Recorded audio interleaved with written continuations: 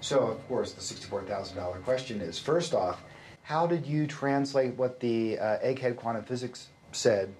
I mean, how would you're on a bus somewhere and someone says, so Lynn, I mean, quantum physics, I mean, what's that mean to me? How do you answer what that means to them? Well, what it means to them is, first of all, we're all connected. I mean, I think the most fundamental thing is we're all connected by an energy field. We swim in a sea of light, basically, which is the zero-point field. And I say, first of all, you get away from the whole idea of separateness, because separateness is the biggest problem of the world now. I mean, separateness causes all the wars in the world. It causes the mine is bigger than yours mentality. I have to have more. I don't have enough. I have to grab this for myself type of idea. So you have to rethink your life in terms of being part of a bigger whole. What you think, your thoughts, your very thoughts, affect everything that's going on in your life. And so you have to think wisely. What you think, your thoughts, your very thoughts, affect everything that's going on in your life. And so you have to think wisely. Why does quantum physics say that? And give me quantum physics says that because. Okay. I think there's two really important things here that a lot of people touch on. I'll say that again because you may do it again independently. There's two really important elements here. There's the Copenhagen interpretation basically means that reality is unset jello. That's the way I like to put it. There's this just big indeterminate sledge out there that's our potential life, and that we, by our very act of involvement, our act of noticing, our observation, we get that jello to set. So we're intrinsic to the whole process of reality. Say that again. We're intrinsic to the whole process of reality. Our involvement creates that reality.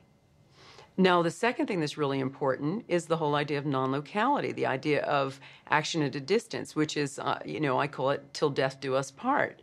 And it means if you've got two electrons and you move one to Tokyo and one to San Francisco, they both know about each other through time and space. And if one breaks his leg, if he's skiing in Vail, the other one breaks his leg too, even if he's sipping a latte in Colorado. So there's this constant action, and we're finding non-locality everywhere, in our bodies, in space, from stars, in regions of the zero-point field. Everything is connected. And so we have this involvement in everything. We are our world. There's no out there. We are, there's no place where we end and everything else begins. We're all connected. And we also have this involvement in creating our reality. So when you say that we're all connected and we don't really end, we're all, what is the scientific basis for that? Specifically, what? Because that sounds like a mystic from the enlightened spheres of the Brahmaloka speaking. I mean, but now you're saying it in scientific. What's the scientific? Okay, this is going to take a long time to try to answer. There are, first of all, there's demonstrations from the work of Fritz Albert Popp that we are beings of light, that we are sending out and receiving small photons, photons, small particles of light. We're sending and receiving photons all the time. Those are small particles of light. And that we're beaming all the time. New research is demonstrating that this is coming out of our very DNA, that this is controlling all the processes of the body, but it's also sending and receiving outside of ourselves. We also know that our communication between ourselves occurs in frequencies. This is other work that French scientists did, demonstrating that our cells talk to each other not simply through chemicals, but on a lower nether region through frequency. We also know that there is this ground state energy called the zero-point field, which is many scientists believe, now people have lots of different names for it, the vacuum, the strict constructionists call it the vacuum, the loose constructionists call it the zero-point field. And I like the zero-point field because it speaks to us. It's a good metaphor, and it's an easier one to digest, I think, than many of the other kinds of metaphors for this lower ground state energy. But it's a very important aspect of energy because governments like, organizations like NASA, British Aerospace, are all trying to tap into this incredible, unimaginably large energy sea. And they feel if they can tap this, we can travel to different galaxies. So they understand that in empty space, there is this unbelievable energy. But we are doing a little energy dance all the time, not only with the photons that we're sending and receiving, but we, our bodies are made up of the same stuff as everything else, as this chair, as the tables, as everything that we look at. We all derive down to a set of subatomic particles. And particles aren't just little billiard balls that swirl around a nuclei like we're taught in physics. They're little packets of vibrating energy, and they're constantly passing energy back and forth like a little medicine ball. So what's going on is a little tango between our units of information. They're constantly when they interfere, they're constantly absorbing more information. Many scientists are units of information. They're constantly when they interfere, they're constantly absorbing more information. Many scientists have come up with information like with magnetic resonance imaging, demonstrating that these waves have they're little holograms of information that can be regenerated, that have a history of information about the structures they come from. So we're talking about a sea of not only unfathomably large energy, but a memory bank of everything that ever was, just out there in empty space.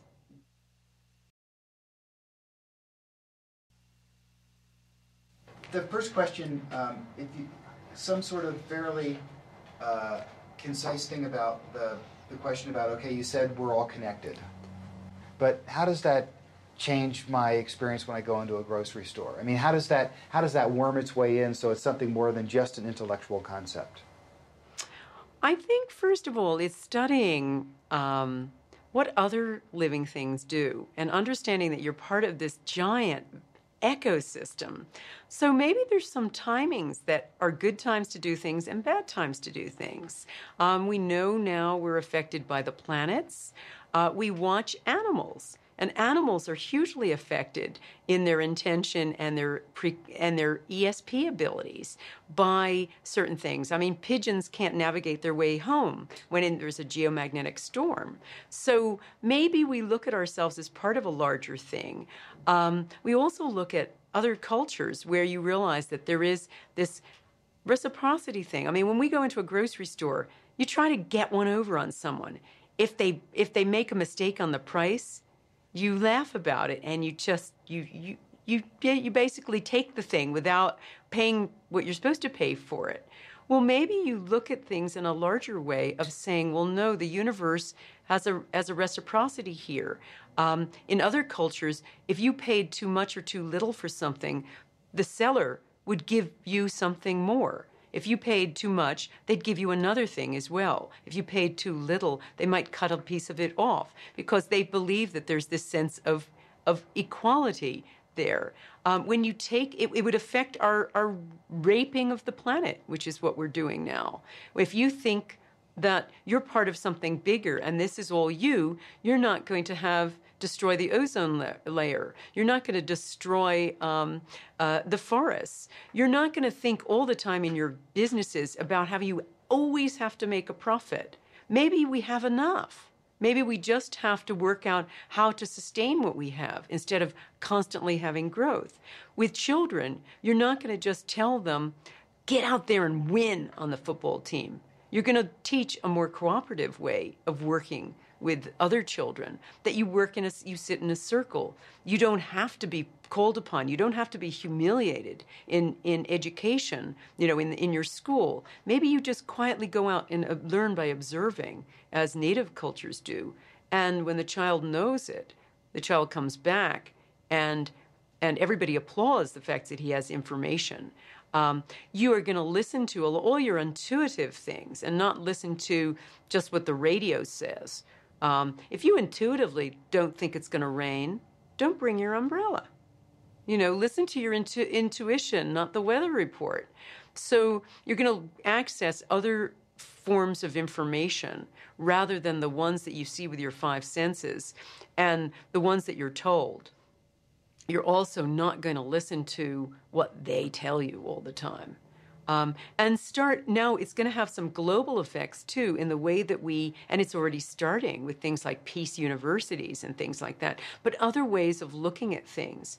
And it's also going to grow in tiny groups where small groups can start talking together about other ways of being, that we don't have to just do it this way, where it's dog eat dog. I don't have enough. I want what you have kind of ways of doing. And as I say, many times when I found myself, I put my cup out and it gets filled.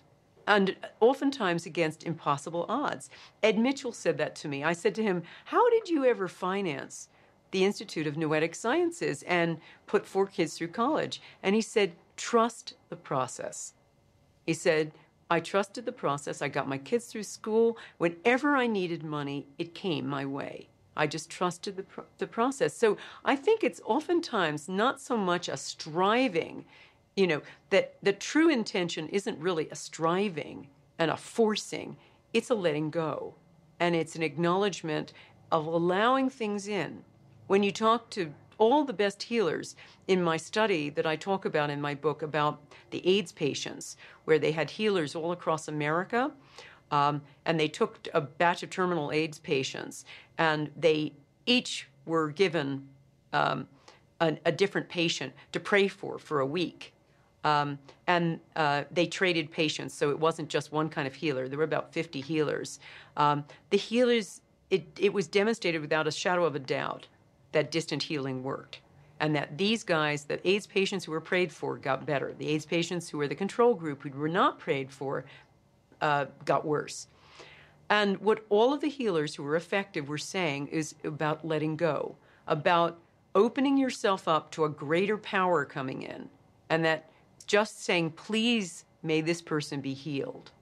So without trying to sound really corny, it's relearning how to really pray. And I'm not just talking about praying to the white man in the beard who sits on a cloud upstairs. I'm talking about praying to a larger entity, a real sense of the divine, and trying to allow that into yourself and allowing yourself to be just part of that flow, almost like a channel for it. And that really is perhaps the ultimate way that we start really understanding how to live the field. Well, I wanted to ask you this question. This is a perfect lead into it.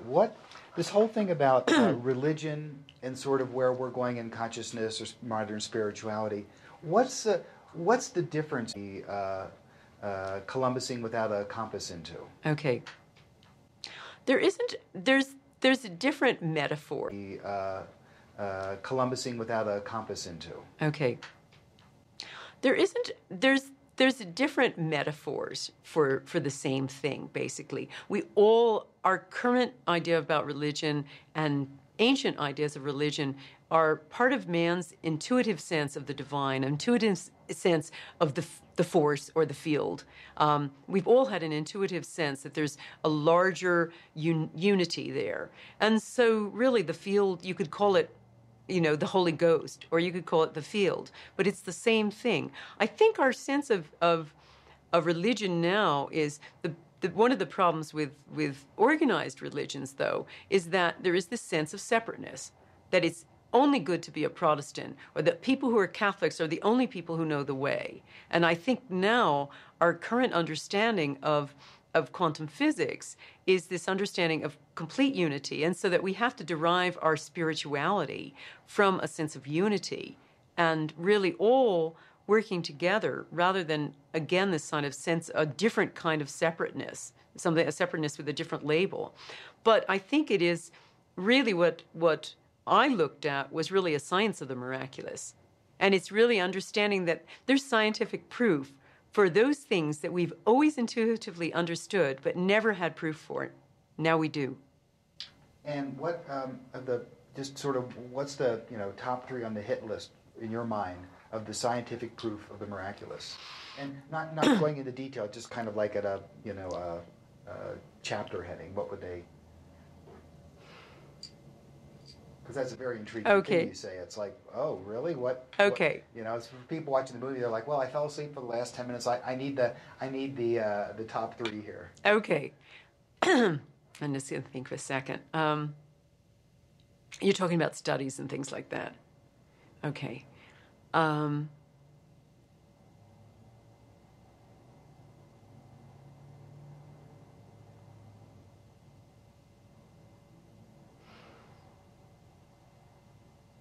I think the top 3.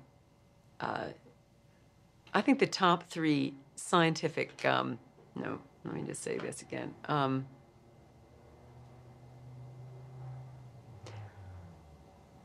I think the top 3 hit list, as far as I'm concerned, in scientific evidence of the divine, is one, all of the evidence that thought can affect living systems, and we're talking about thought can affect healing, and the evidence that healers actually have an energy that can be that's palpable, can be measured, and can affect people, so that we don't need a lot of equipment. We just need our hands, basically, to make people better. I think that's number 1. I think 2 is the idea that our thoughts last forever.